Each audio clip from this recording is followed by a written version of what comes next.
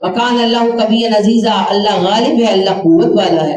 وانزل الذین ظاہروہم من اہل الکتاب، اور نہیں اتارا ان لوگوں کو جنہوں نے مدد کی تھی اہل کتاب میں سے، من سیاسہم ان کے کلوں سے، وقذف فی قلوبہم الرعب ان کے دلوں میں روب ڈال دیا، فریقا ایک گروہ کو تقتلون تم نے قتل کیا، وتاسرون فریقا اور دوسرے گروہ کو تم نے قیدی بنا لیا. اللہ کہتے ہیں کہ ہم نے اہل کتاب کے اس گروہ کو جنہوں نے مدد کی تھی نکال نہیں دیا ان کے علاقوں سے. بنو قریظہ 3 قبیلے تھے مدینہ میں، بنو قینقاع، بنو نذیر، بنو قریظہ. ہر جنگ کے ساتھ ایک ایک کا تماشا چلتا رہا. جب بدر کی جنگ ہوئی تو بنو قینقاع والوں نے غداری کی، نکالے گئے. پھر احد کی جنگ ہوئی اور غداری کی، بنو نذیر والوں نے نکالے گئے. اور اب احزاب کی شدید جنگ میں بنو قریظہ والوں نے غداری کی. جب احد کے موقع پر نبی کریم صلی اللہ علیہ وسلم نے بنو نذیر والوں کو نکالا تو آپ نے بنو قریظہ والوں کو کہا تم بھی چلے جاؤ، تم لوگ قابل بھروسہ نہیں. تو بنو قریظہ والے جو تھے یہ حلیف تھے قبیلہ اوس کے، اور اوس کے سردار تھے معاذ، سعد بن معاذ رضی اللہ تعالیٰ عنہ. تو انہوں نے کہا کہ آپ ہماری گارنٹی دیں، نبی صلی اللہ علیہ وسلم سے کہیں. تو انہوں نے ضمانت دی کہ اللہ کے نبی صلی اللہ علیہ وسلم میں ذمہ لیتا ہوں یہ غداری نہیں کرے گا، آپ انہیں نہ نکالیں. اب اوس سے بندے کی بات ٹالی نہیں جا سکتی تھی، آپ نے مان لی، رعایت دے دی.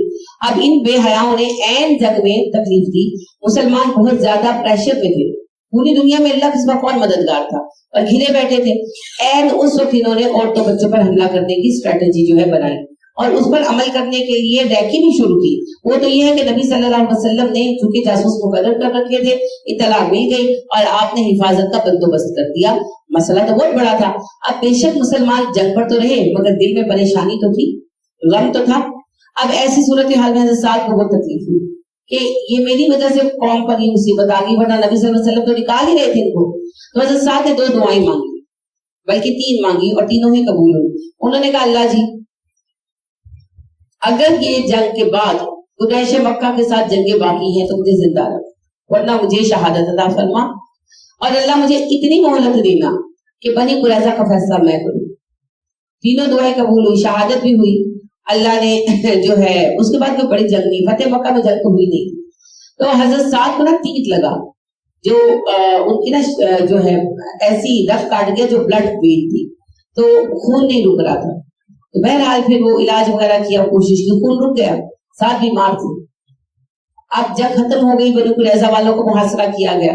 اب بنو قریظہ والوں نے خود کہا کہ ہمارا فیصلہ سعد کرے تب ہم ہتھیار ڈالیں گے. کہا ٹھیک ہے. نبی کریم صلی اللہ علیہ وسلم نے بات مان لی، سعد لائے گئے. تو سعد رضی اللہ تعالیٰ عنہ نے کہا میں تمہارا فیصلہ توریت کے مطابق کروں، اور توریت کا فیصلہ یہی ہے کہ جنگجو مرد قتل کر دیے جائیں، عورتیں بچے غلام بنا دیے جائیں. ایسا ہی ہوا، جنگجو مرد قتل کر دیے گئے، عورتیں بچے غلام بنا دیے گئے. جس کو بڑا لے کر یہ ڈنڈولا پیٹتے ہیں، ہاں خود ہی انہوں نے چنا تھا اور یہ ان کی توریت کا فیصلہ، تو پھر کچھ نہیں ہو سکتا تھا. اس کے بعد سعد رضی اللہ تعالیٰ عنہ جو ہے نبی کریم صلی اللہ علیہ وسلم نے مسجد نبوی میں خیمہ لگوا دیا تھا سعد کے لیے، وہ وہیں رہ رہے تھے اور ان کا علاج ہو رہا تھا. تو اس کے بعد سعد رضی اللہ تعالیٰ عنہ اس واقعے کے بعد 1-2 دن گزر گئے تھے، ایک بکری خیمے میں گھسی اور حضرت سعد کے اوپر سے گزر گئی. اس کا سم لگنے سے زخم کھل گیا. ٹانگ کے تو ظاہر اس زمانے میں اس طرح تھے نہیں نا، تو زخم کھل گیا. خون اتنا بہا وہ بے ہوش ہو گئے.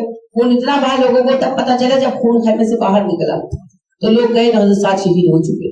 تو اللہ نے تینوں دعائیں قبول کی ماشاءاللہ، اور یہ فیصلہ حضرت سعد کے ہاتھوں ہوا.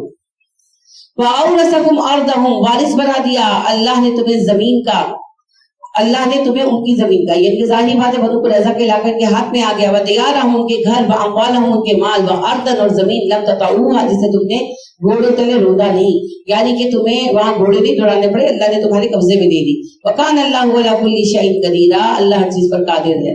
یا ایھا النبی، اے نبی صلی اللہ علیہ وسلم، قل لازواجک، اپنی بیویوں سے کہہ دیجئے، ان کنتن تردن الحیاۃ الدنیا، اگر تمہیں دنیا کی زندگی درکار ہے، وزینتہا، اس کی زینت چاہیے، فتعالینا، آؤ، امتعکن، میں تمہیں مال دیتا ہوں، واسرحکن سراحا جمیلا، اور تمہیں عمدگی سے رخصت کر دیتا ہوں. وان کنتن تردن اللہ ورسولہ، اگر تمہیں دنیا اللہ اور اللہ کے رسول کی رضا چاہیے، والدار الآخرۃ، آخرت کا گھر چاہیے، فإن اللہ اعد للمحسنات منکن اجرا عظیما، تو اللہ نے تم کسی نیکوکار عورتوں کے لیے اجر عظیم تیار کر رکھا ہے. نبی کریم صلی اللہ علیہ وسلم کی اس واقعے کے وقت 6 بیویاں تھیں. آپ صلی اللہ علیہ وسلم پہلے تو ظاہر ہے جب ہجرت کر کے تو خالی ہاتھ تھے، پھر جب مال غنیمت میں آپ کا 5واں حصہ رکھا گیا، زکوٰۃ کے مال میں 5واں حصہ رکھا گیا. ہاں جی، فتح خیبر اس کے بعد پیش آئی، صلح حدیبیہ کے بھی بعد پیش آئی.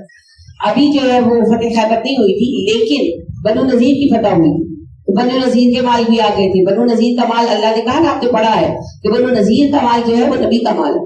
مال فیح گورنمنٹ کو جاتا ہے نا. ایسی لڑائی جس میں جنگ نہ ہو اور اللہ دشمن ہتھیار ڈال دے اور مال ہاتھ ہے، اسے مال فیح کہتے ہیں. وہ پھر فوج کو نہیں ملتا، وہ گورنمنٹ کو جاتا ہے. گورنمنٹ کسی کو کچھ دینا چاہے تو دے سکتی ہے. تو اس وقت کی گورنمنٹ تو نبی صلی اللہ علیہ وسلم تھی. تو اللہ نے کہا یہ سارا مال میرے نبی کا ہے. پھر آپ نے مہاجرین میں سے کچھ کو دیا بیچ میں سے، مگر بیسیکلی بڑا حصہ آپ کے پاس رہا. اچھا پھر ایک اور واقعہ یہ ہوا کہ 5 ہجری میں فدق کے رئیس مسلمان ہوئے، تو انہوں نے ایک بہت بڑا کھجوروں کا باغ آپ کو گفٹ کیا. باغ فدق بہت بڑا، ابھی بھی آپ جا کر دیکھیں تو باغ فدق گفٹ کر دیا آپ کو. اس سے بڑا پیسہ آتا تھا، بہت بڑا باغ تھا، بہت کھجوریں تھی، اور آپ ایکچولی ارب پتی ہو گئے تھے اس وقت. پھر اس کے بعد یہ بنو قریظہ، تو بنو قریظہ کا مال بھی تو مال فیح تھا، تو یہ مال فیح بھی آپ کو آیا. آپ اس میں سے کچھ چیزیں دی انصار وغیرہ کو، مگر بیسیکلی وہ آپ کا تھا. اب آپ کے پاس بلا مبالغہ اربوں روپے کا جو ہے نا ریٹرن آتا تھا. تو امہات المومنین نے کہا کہ پہلے تو آپ کے پاس پیسے نہیں تھے، اب تو آپ مالدار ہو گئے، اب تو آپ ہمیں خرچہ دیا کریں. محلات نہیں مانگ لیے تھے، کہا ہمارا خرچہ مقرر کر.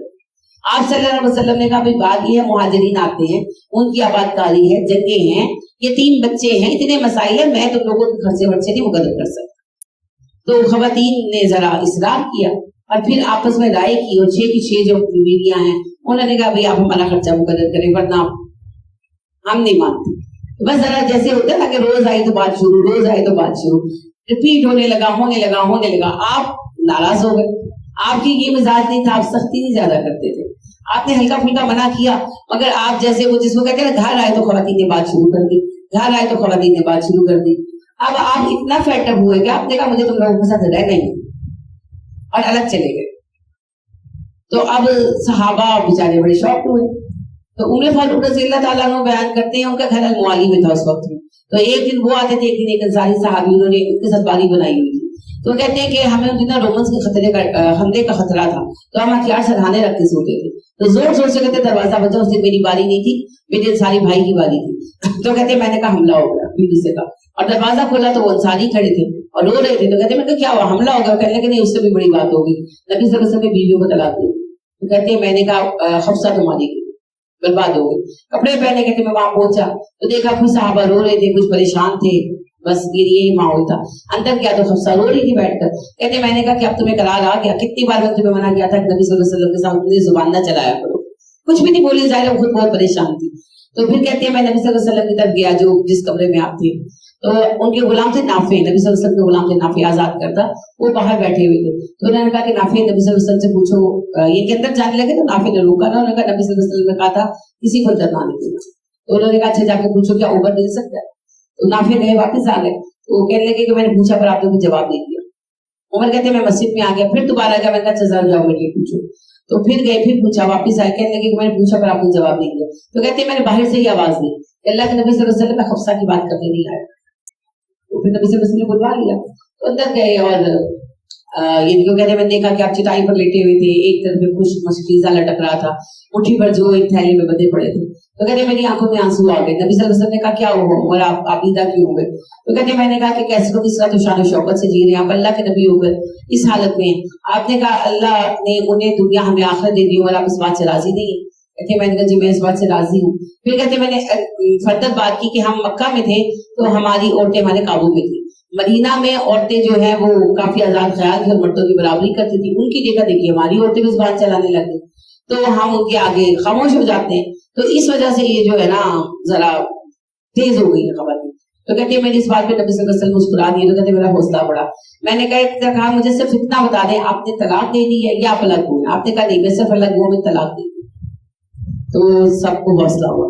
اس کے بعد پھر ایک ماہ تک آپ صلی اللہ علیہ وسلم کی کسی بیوی کے پاس نہیں گئے. ظاہر بیچاری روتی نہیں، دعائیں مانگتی نہیں. پھر اللہ نے فیصلہ اتارا. اللہ نے کہا اسے پوچھی نے پیسہ چاہیے، اوکے پیسہ دے دے اور طلاق دے دو، رکھنا نہیں. اور اگر اللہ اور رسول کی رضامندی چاہیے تو پھر جیسے آپ کہیں گے کو ویسے رہنا ہوگا. اگر یہ قبول نہیں ہے تو جائیں. تو آپ صلی اللہ علیہ وسلم نے باری باری سب سے پوچھا. سب سے پہلے آپ نے عائشہ سے پوچھا. اسی لیے میں آپ سے کہتی ہوں محبتوں پر زور نہیں ہوتا. آپ چیزوں میں برابری کر سکتے، محبت میں برابری نہیں کر سکتے. کوئی ایک آپ کو اچھا لگتا ہے، اپنے سگے بچوں میں سے کوئی ایک زیادہ اچھا لگتا ہے، اب آپ اس کا کچھ نہیں کر سکتے، یہ اللہ کے بس میں ہے. بہرحال ہم عائشہ کو آپ نے سب سے پہلے بلایا क्या उम्र होगी उस वक्त आयशा की? जी बताएं, गैस करें जी, एनी गैस?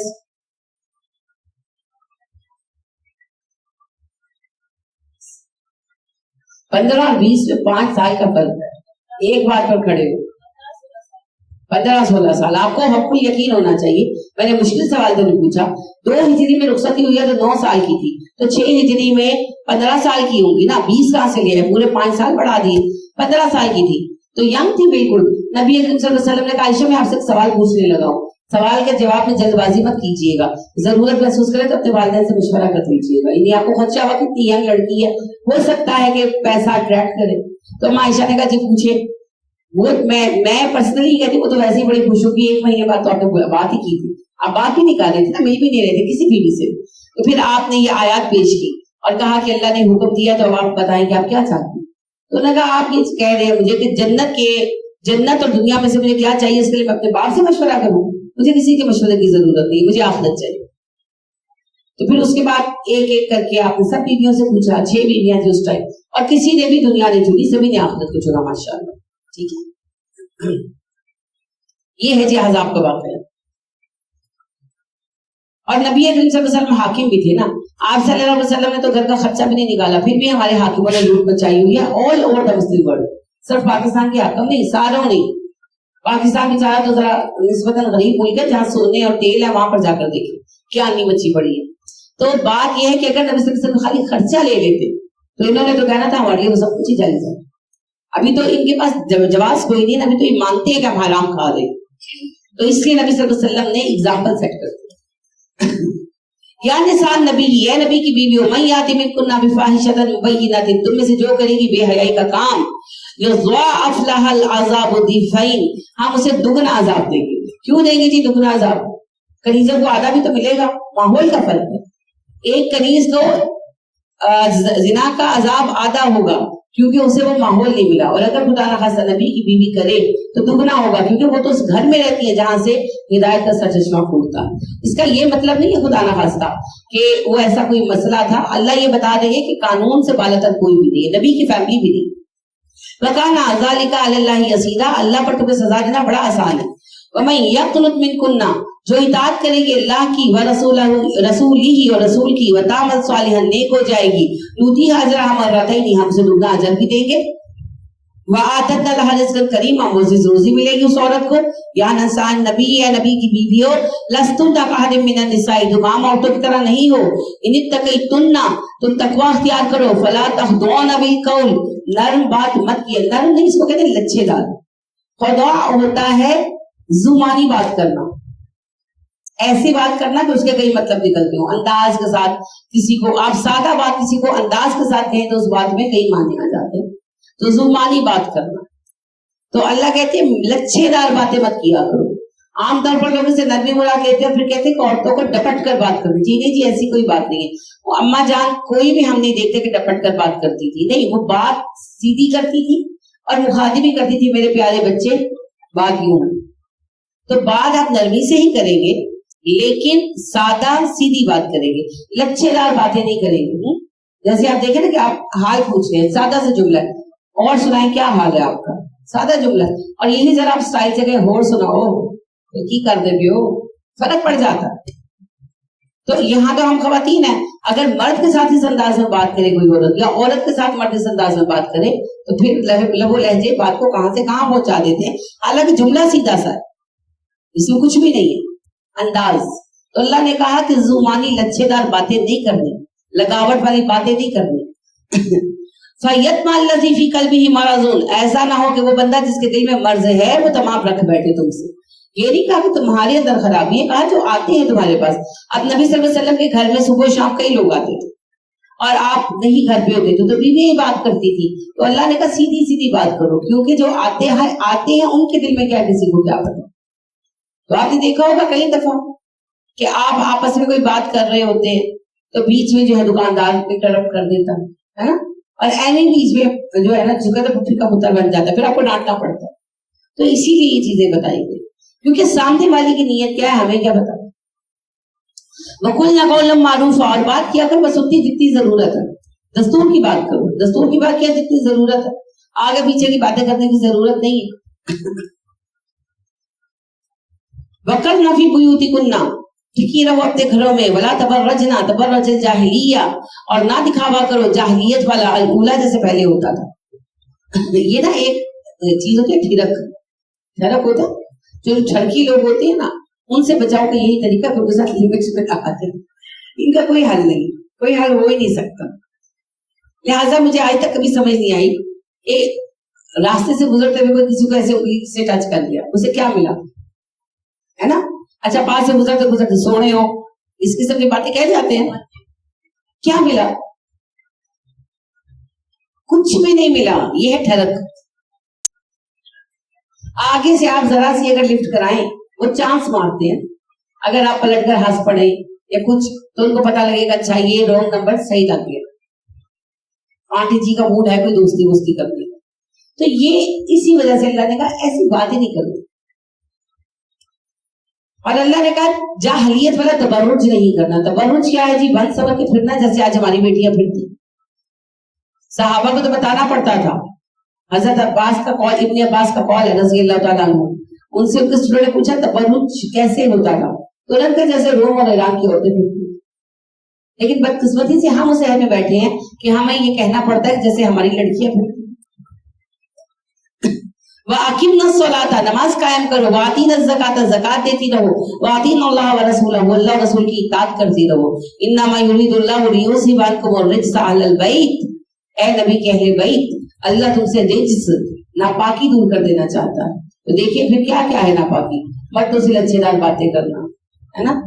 अब देखो कॉल सेंटर्स पर जो बच्चियों की जॉब्स होती है वगैरह, तो यही कुछ है।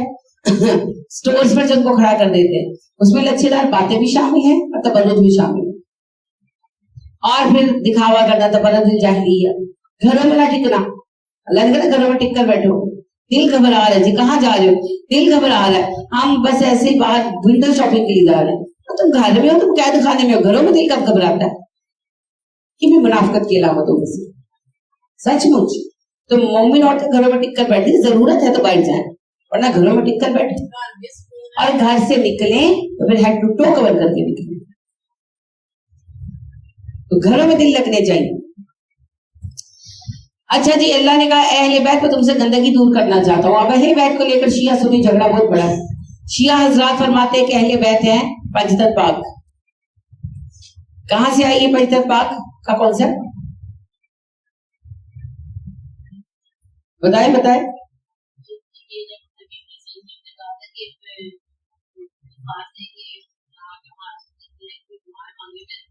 मुबाहला, शाबाश, मुबाहला कुफार से नहीं, ईसाइयों से कहा था।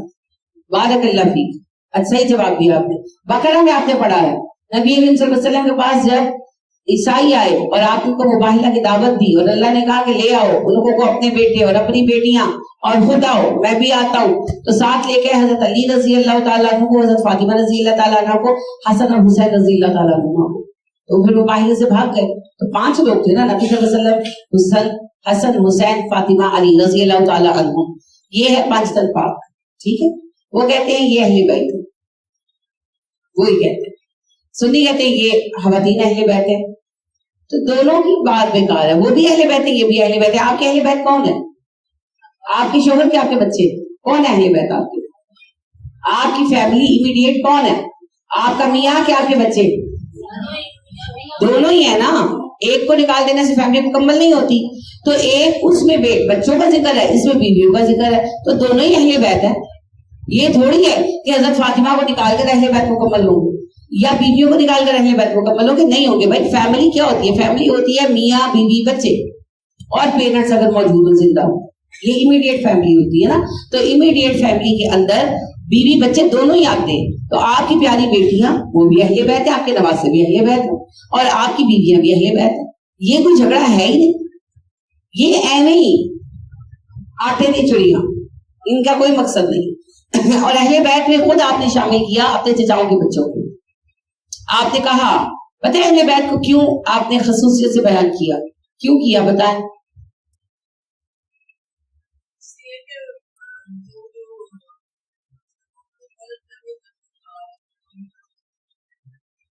کیڑی غلط فہمی؟ اہل بیت کے متعلق یاد رکھیں اہل بیت کو ہم زکات نہیں دے سکتے, اہل بیت کو ہم صدقہ بھی نہیں دے سکتے. تو پھر پتہ چلنا چاہیے نا کہ کون کون سی فیملی ہے جس کو زکات اور صدقہ نہیں لگے گا. نسب ہوگا تو پتہ لگے گا نا. تو نبی صلی اللہ علیہ وسلم نے فرمایا اہل بیت میں میرے چچاؤں کے بچے شامل ہیں, عباس اور ابو طالب کے.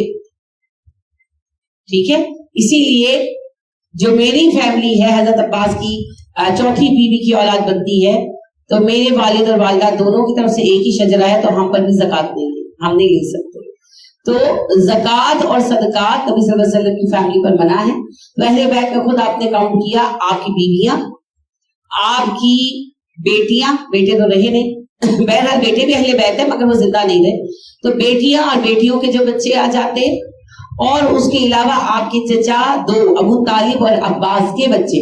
اصل میں باقی چچاؤں کے مسلمان ہی نہیں نہ ہوئے. ابو سفیان بن حارث مسلمان ہوئے تھے پر ان کی نسل آگے نہیں چلی, ان کے بچے نہیں تھے, تو باقی پھر چچاؤں کی اولادیں مسلمان ہی نہیں ہوئی. تو دو چچاؤں کی ہوئی تو آپ نے انہی دونوں کو کاؤنٹ کیا, ابو طالب اور عباس رضی اللہ تعالیٰ عنہ, وہ تو خود بھی مسلمان تھے.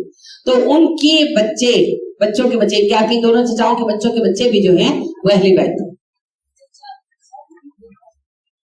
حضرت حمزہ کی اولاد نہیں تھی نا, ایک بچی تھی ان کی امامہ, تو امامہ کی جو ہے آگے بچے حضرت علی کے بچے ہو گئے, کیونکہ امامہ کی شادی حضرت علی سے ہوئی تھی. اہل بیت تو ہو گئے نا, لیکن کوئی علیحدہ نسل نہیں چلی. وہ کوشچن کی پوچھیں کہ حضرت حمزہ کو شامل کیوں نہیں کیا. حضرت حمزہ کے بچوں میں سے صرف ایک بیٹی تھی, ان کی شادی حضرت علی سے ہو گئی, تو وہ بچے حضرت علی کے بچے بھی ہو گئے. تو آپ نے اپنے دو چچاؤں کا جب نام لیا, انڈیکیٹ کیا, تو اس کی ریزن یہی تھی کہ باقی چچاؤں میں یا تو مسلمان نہیں تھے یا اولادیں نہیں تھی, تو اس لیے ضرورت نہیں تھی. مقصد یہی ہے کہ آپ کے چچا کے بچے جو ہیں وہ جتنے بھی ہوں گے وہ اہل بیت ہیں. وَيُطَهِّرُكُمْ تَطْهِيرًا, اور وہ تمہیں پاک کر دے اچھی طرح سے. اچھا, اہل بیت کے متعلق جو میں نے عرض کر دیا, بس یہ اہل بیت کو جو فکر آؤٹ کیا گیا اسی لیے کیا گیا کہ یہ زکات صدقات کی مد سے باہر ہو جاتے ہیں. ٹھیک ہے, باقی یہ نہیں ہے کہ اہل بیت ہونے سے کوئی سر پہ تاج آ جاتا ہے. نبی صلی اللہ علیہ وسلم نے وضاحت کر دی کہ جس کا عمل آگے نہیں بڑھاتا اس کو نسب بھی آگے نہیں بڑھائے. ٹھیک ہے,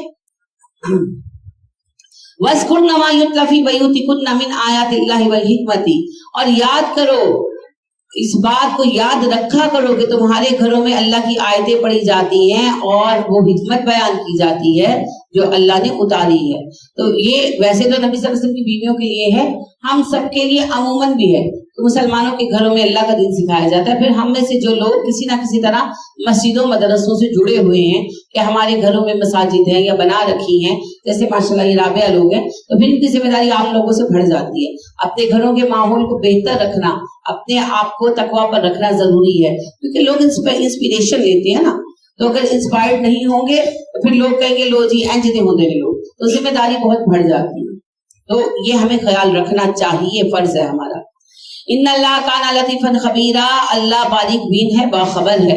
ان المسلمین والمسلمات والمؤمنین والمؤمنات والقانتین والقانتات والصادقین والصادقات, مومن مرد مومن عورتیں, مسلم مرد مسلم عورتیں, فرما بردار مرد فرما بردار عورتیں, سچے مرد سچی عورتیں, صابرین والصابرات صابر مرد صابر عورتیں, الخاشین والخاشیات خشوع والے مرد خشوع والی عورتیں, المتصدقین والمتصدقات صدقہ کرنے والے مرد صدقہ کرنے والی عورتیں, والصائمین والصائمات روزہ رکھنے والے مرد روزہ رکھنے والی عورتیں, والحافظین فروجہم والحافظات اپنی شرمگاہوں کی حفاظت کرنے والے مرد بھی اور عورتیں بھی. تو یہ جو کہتے ہیں نا مرد نادا گھوڑا ہوتا ہے, یہ ہندوؤں میں ہوتا ہوگا بھائی, مسلمانوں میں تو نہیں ہوتا, برابر ہے. مرد جو پاک دامن ہو اور عورتیں جو پاک دامن ہو. والذاکرین اللہ کثیرا والذاکرات, اللہ کو کثرت سے یاد کرنے والے مرد اور کثرت سے یاد کرنے والی عورتیں. اعد لهم مغفرۃ واجرا عظیما, اللہ نے ان سب کے لیے مغفرت اور اجر عظیم تیار کر رکھا ہے. برابری چاہیے نا آپ کو, برابری مل گئی.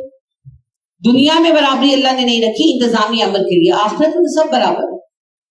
وما كان لمؤمن ولا مؤمنة اذا قضى الله ورسوله امرا, کسی مومن مرد اور عورت کے لیے جائز نہیں کہ اللہ اور رسول کے لیے کسی معاملے کا فیصلہ کر دے, ان يكون لهم الخيارة من امرهم, اور اس معاملے میں پھر اسے کوئی اختیار باقی رہے. حضرت زینب کو جب نبی صلی اللہ علیہ وسلم نے یہ پیغام بھیجا نا کہ آپ سے میں شادی کروں گا, تو حضرت زینب نے کہا کہ مجھے ٹائم چاہیے, میں استخارہ کروں. اللہ پاک کی پھر یہ آیت اتاری, کوئی حق نہیں کسی مومن کو. جب اللہ اور رسول نے فیصلہ کر دیا تو بات ختم. جن معاملوں میں اللہ اور رسول نے فیصلہ کر دیا ہے آپ پر بھی لاگو ہے. جیسے پردہ اللہ کا فیصلہ ہے تو آپ اس میں ڈنڈی نہیں مار سکتے. آپ کا شوہر بھی 4 شادیاں کر سکتا ہے, آپ اس میں کوئی اختیار نہیں رکھتے. اور وراثت میں جیسے بھائی کا حصہ ڈبل ہے, آپ کا آدھا ہے, آپ کو کوئی اختیار نہیں. تو اسی طرح اور چیزیں اللہ نہ کرے, اللہ کبھی نہ کرے, لیکن طلاق ہونے کی صورت میں اولاد شوہر کی ہے, ہمیں کوئی اختیار نہیں. تو جن معاملوں میں اللہ نے فیصلے کر دیے ان میں ہمیں کوئی اختیار نہیں. ٹھیک ہے. وَمَن يَعْصِ اللَّهَ وَرَسُولَهُ, اور جو نافرمانی کرے گا اللہ اور اس کے رسول کی, فقط ضل ضلالا مبینا, وہ کھلی گمراہی میں بھٹک گیا. وَإِذْ تَقُولُ لِلَّذِي أَنْعَمَ اللَّهُ عَلَيْهِ, یاد کیجئے جب آپ نے کہا اس بندے سے جس پر انعام کیا اللہ نے, وَأَنْعَمْتَ عَلَيْهِ, تم نے بھی انعام کیا, أَمْسِكْ عَلَيْكَ زَوْجَكَ, اپنی بیوی روک لے, وَاتَّقِ اللَّهَ, اللہ سے ڈر, وَتُخْفِي فِي نَفْسِكَ مَا اللَّهُ مُبْدِيهِ, اور آپ دل میں چھپا رہے تھے وہ بات جو اللہ کھولنے والے تھے, وَتَخْشَى النَّاسَ, آپ لوگوں سے ڈر رہے تھے, وَاللَّهُ أَحَقُّ أَن تَخْشَاهُ, اللہ زیادہ حقدار ہے اس بات کا کہ آپ اس سے ڈرے. فَلَمَّا قَضَىٰ زَيْدٌ, زید کی بات ہو رہی ہے نا, اللہ نے کہا زید پر احسان کیا آپ نے بھی, اللہ نے بھی, اور زید نے کہا میں بیوی کو طلاق دینا چاہتا ہوں, تو آپ نے کہا ڈرو اللہ سے, طلاق نہ دو, اور آپ چھپا رہے تھے یہ بات کہ اللہ نے مجھے پیغام بھیجے, میں تو کھولنے والا تھا قرآن.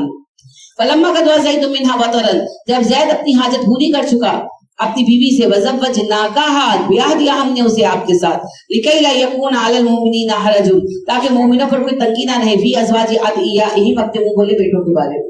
نبی صلی اللہ علیہ وسلم نے حضرت زینب سے پھر نکاح نہیں کیا تھا, کیونکہ اللہ نے کہا میں نے نکاح کر دیا. جب اللہ نے ہی کہہ دیا میں نے نکاح کر دیا تو بات ختم.